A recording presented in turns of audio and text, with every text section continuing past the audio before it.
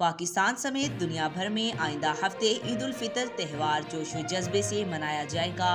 वफाकी हुकूमत ने ईद की छुट्टियों का ऐलान कर दिया। तफसीलात के मुताबिक वफाकी हुकूमत ने आइंदा हफ्ते ईद उल फितर की छुट्टियों का ऐलान कर दिया और इस हवाले से काबीना डिवीजन की जानिब से ईद की छुट्टियों का नोटिफिकेशन भी जारी कर दिया है। वफाकी हुकूमत के ऐलान के मुताबिक हफ्ते में 5 रोज काम करने वाले दफ्तर में ईद तातील 10 से 12 अप्रैल और 6 रोज काम करने वाले दफातर में 10 से 13 अप्रैल तक छुट्टियां होंगी।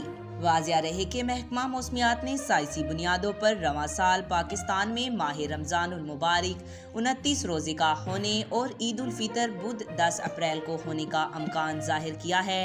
मरकजी रोयत हलाल कमेटी ने भी ईद का चांद देखने के लिए मंगल 9 अप्रैल को इजलास तलब कर लिया है।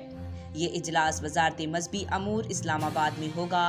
चेयरमैन रोयत हलाल कमेटी मौलाना अब्दुल खबीर आज़ाद इजलास की सदारत करेंगे।